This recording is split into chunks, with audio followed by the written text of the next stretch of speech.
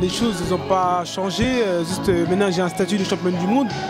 Donc pour moi la vie est toujours la même, je suis toujours la même personne et ce qui change c'est que les gens te considéraient plus qu'avant, donc c'est ça qui change, quoi, on va dire. Est-ce que tu as vraiment réalisé que tu étais championne du monde de judo? Oui, après un mois, oui, j'ai vraiment réalisé que j'étais championne du monde, donc là maintenant je me dis que ça y est, c'est une étape qui est passée.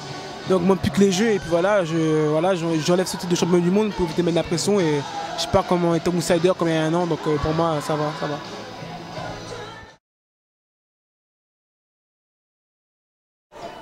J'allais dire plus dur, oui, dans l'épreuve, dans la combativité, parce que voilà, j'ai changé de catégorie, donc forcément ça n'a pas été évident.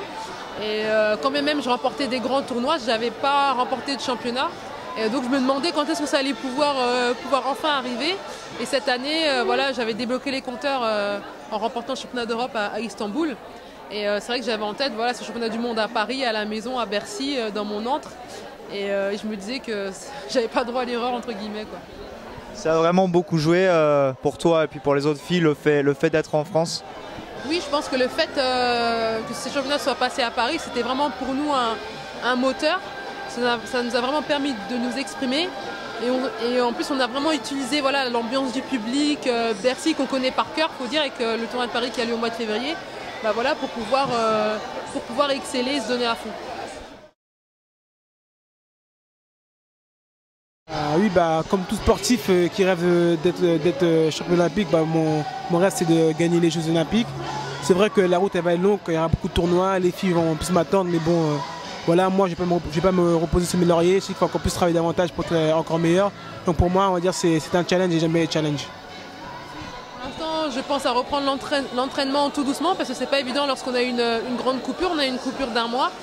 Donc reprendre tranquillement l'entraînement, mais bien, et pas faire d'erreur, quoi. C'est-à-dire reprendre crescendo et pas aller trop vite en fait. C'est vrai qu'on est à quelques mois des Jeux, enfin quelques mois.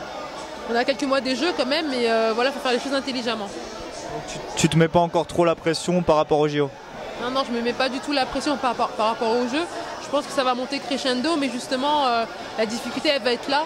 C'est-à-dire de ne pas se mettre la pression et essayer de contourner un petit peu cette dimension olympique, parce qu'en fait, ça reste une compète comme une autre. Bah oui, comme on dit, le judo est une grande famille, donc je pense que ça me fait vraiment plaisir de voir que David Douillet est ministre des Sports. Donc je pense que ça peut faire avancer le judo et faire promouvoir quand c'est une grande personne qui est respectée. Donc je pense que c'est vraiment un bon plan pour, on va dire, promouvoir le judo, quoi. J'espère qu'il pourra promouvoir pas seulement le judo, mais le sport en général.